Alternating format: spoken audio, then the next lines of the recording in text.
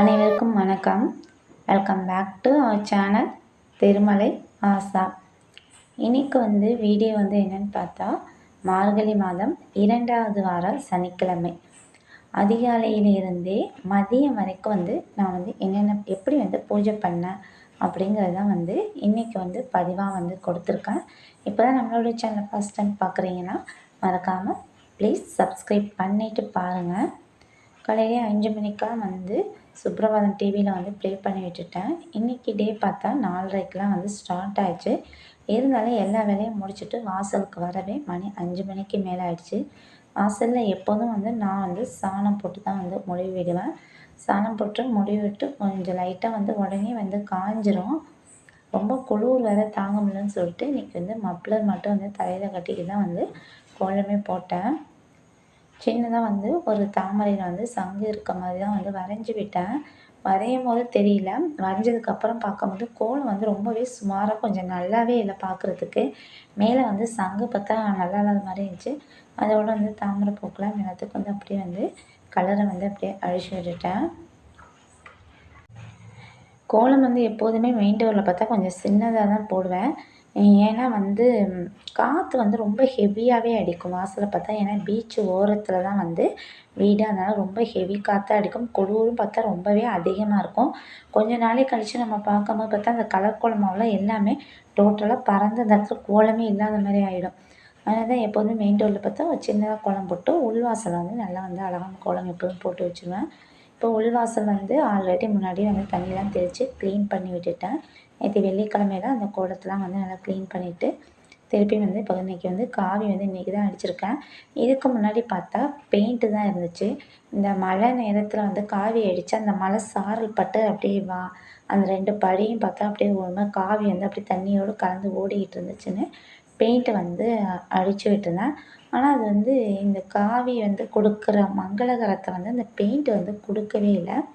அதனால் அந்த பெயிண்ட்டுக்கு மேலே இப்போ என்ன பண்ணேன்னா அப்படியே லைட்டாக காவியை அழிச்சு விட்டுட்டு 2 படியிலையும் கோலம் போட்டு மஞ்சள் குங்குமம் இந்த கலர் பொடியில் அப்படியே அடிச்சு விட்டேன். பார்க்கவே ரொம்பவே அழகாக இருந்துச்சு. எப்போதுமே சனிக்கிழமை பார்த்தா உள்வாசல் இந்த தாமரையில் சங்கு கோலம் எல்லாம் வெறும் சங்குப்பூ இது மாதிரி ஏதாவது ஒன்று போட்டு விடுவேன். இன்றைக்கி மெயின் டோரில் இந்த சங்கு கோலம் போட்டாச்சுன்னு சொல்லிட்டு உள்ளேயாவது கொஞ்சமாவது நல்லாவது கோலம் போடணும்னு சொல்லிட்டு நானாகவே அப்படியே ஒரு கட்டங்கோலம் மாதிரி அப்படியே க்ரியேட் பண்ணி போட்டு விட்டேன். உண்மையாகவே சொன்னால் வாசலில் உள்ள கோலத்தை விட இந்த கோலம் தான் பார்க்க ரொம்பவே அழகாக இருந்துச்சு. அப்படியே எனக்கு தோன்றது டிசைனாக அப்படியே வரைஞ்சி விட்டேன். கோலம் பார்க்க நல்லாவே இருந்துச்சு. வாசலில் போட்டிருக்க அந்த கலர் கோலத்தை விட இந்த கோலம் நல்லா அழகாக இருந்துச்சு. சின்னதாக போடணும்னு நினச்சேன். கோலம் பார்த்தா ரொம்பவே அப்படியே பெருசாகிடுச்சு. இதோட வாசல்லேருந்து கீழே இறங்கினாலும் கோலத்தை மிதிக்கிற மாதிரி தான் இருக்கும்னு சொல்லிட்டு இதோட கோலத்தை நிப்பாட்டிட்டேன். கண்டிப்பாக வீட்டில் இருக்கவங்கள்ட்ட கண்டிப்பாக திட்டு தான் வாங்கணும்னு சொல்லிட்டு சைட்லேயும் அப்படியே ஒரு 4 கோடு மாதிரி போட்டு விட்டு கலர் பொடியில் மஞ்சள் குங்குமம் வச்சுட்டு நடுப்புற மட்டும் கட்டமாக இந்த காவியை மட்டும் கொடுத்துருந்தேன். இதே காவி தடவி கோலம் போட்டால் இன்னும் சூப்பராக இருக்கும் பார்க்குறதுக்கு. கொஞ்சம் இருட்டாகவே இருந்துச்சு. துளசி மரத்துக்கிட்டே அப்படியே குட்டியாக தான் இன்றைக்கி ஒரு கோலம் போட்டு விட்டேன். கோலம் போட்டு அப்படியே உருளியில் நித்திய கல்யாண பூவை பறித்து போட்டேன். இருட்டாக இருக்கும் வீடியோ சரியாக தெரியல. கிருஷ்ணருக்கு இந்த ஜெண்டிப்பூ போட்டு அவருக்கு அந்த இருட்டில் விளக்கேற்றிருக்கு. ரொம்ப பார்க்க ரொம்ப அழகாகவே இருந்தார். வாசலில் எப்போதும் 2 பாவை விளக்கு ஏற்றிடுவேன். இது மார்கழி மாதம்னு இல்லை, தினம்தோறுமே நான் அதிகாலையில் கோலம் போட்டுட்டு விளக்கு ஏற்றி தான் வைப்பேன். விளக்கேற்றி வச்சுட்டு வாசலில் மார்கழி மாதம்னு சொல்லிட்டு வாசலில் போட்ட கோலத்துக்கிட்ட விளக்கேற்றி வச்சுட்டு அங்கே இந்த தும்பப்பூவையும் கொஞ்சோண்டு இட்லி பூவையும் பறிச்சுட்டு வச்சுட்டு தூபம்லாம் அங்கேயே அப்படியே காட்டி விட்டுட்டேன். துளசி மாடத்துக்கு வாசலில் விழ அந்த பிள்ளையாருக்கு எல்லாத்துக்கும் நிலைக்கெல்லாம் பூ போட்டு விட்டேன். நேற்றியே நிலையெல்லாம் வெள்ளிக்கிழமைன்னு சொல்லிட்டு எல்லாத்தையும் க்ளீன் பண்ணிவிட்டு மஞ்சள் குங்குமம் வச்சுருந்தேன். இதுக்கப்புறம் செவ்வாய்க்கிழமை வச்சுக்கலாம்னு சொல்லிட்டு அங்கேயும் அப்படியே பூ போட்டு வச்சுட்டேன். சின்னதாக ஒரு கம்ப்யூட்டர் சாம்பிராணி ஏற்றி எப்போதும் தசாங்கம் ஏற்றுவேன். இல்லைன்னா இந்த மாதிரி கம்ப்யூட்டர் சாம்பிராணி. ஆனால் கம்ப்யூட்டர் சாம்பிராணியை விட தசாங்கம் ஏற்றும் போது வீடு ஃபுல்லாக பார்த்தா நறுமணம் ரொம்ப அதிகமாகவே இருக்கும். இங்கே உள்வாசலையும் இன்னொரு விளக்கு ஏற்றி வச்சுட்டு எங்கே பார்த்தாலும் அப்படியே தூபம் போட்டுவிட்டு வாசலில் உள்ள அந்த கந்திஷ்டி விநாயகருக்கெல்லாம் வந்து அப்படியே லைட்டாக வந்து அப்படியே வந்து தூபத்தை வந்து காட்டி வச்சுட்டேன். தூபம் போடும்போது பார்த்தா நம்ம வீடு முழுவதுமே வந்து போடணும். ஏன்னா அதிகாலையில் போடும்போது நைட்டு ஃபுல்லாக பார்த்தா இந்த நெகட்டிவ் எனர்ஜிங்கிறது இருக்கும். அது வந்து நம்ம காலையில் இது மாதிரி வந்து கோலம் போட்டு க்ளீன் பண்ணிவிட்டு நம்ம தூபம் போடும்போது அந்த நெகட்டிவ் எனர்ஜிலாம் வந்து போய் வீட்டுக்கு வந்து ஒரு பாசிட்டிவான எனர்ஜி வந்து கண்டிப்பாக வரும். வாசலில் உள்ள அந்த லக்ஷ்மி பாதத்துக்கும் கொஞ்சமாக பூவை தூவிட்டு அங்கேயும் வந்து தூபம் காட்டி வச்சுட்டேன்.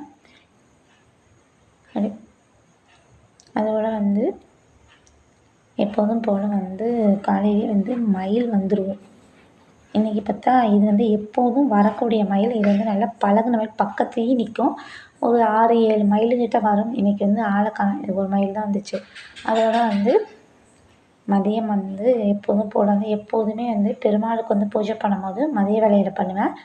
டைம் இல்லைன்னா மட்டும்தான் காலையில் பண்ணுறது. ஒர்க்கிங் டேவாக இருந்தால் காலையில் பண்ணுவேன், இல்லைன்னா மதியானம் வந்து இந்த 12:30 மணிக்கிட்ட வந்து பண்ணிடுவேன். அதோட ஃபோட்டோக்கெலாம் எல்லாத்துக்கும் வந்து க்ளீன் பண்ணிவிட்டு சந்தனம் குங்குமம் வச்சுட்டு பெருமாளுடைய சிலைக்கு வந்து அப்படியே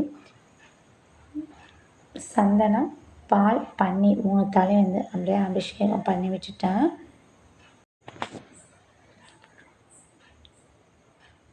இன்றைக்கி பார்த்தா கொஞ்சம் வந்து ஒரு 12:45 கிட்ட ஆயிடுச்சு பூஜை பண்ணுறதுக்கு. இதோட பன்னீருக்கு வந்து நான் எப்போதும் பன்னீரை ஊற்றி அபிஷேகம் பண்ணதுக்கு அப்புறம் பார்த்திங்கன்னா தண்ணி வந்து ஊற்ற மாட்டேன் சிலையில். ஏன்னா அந்த நறுமணம் நல்லாவே இருக்கணும்.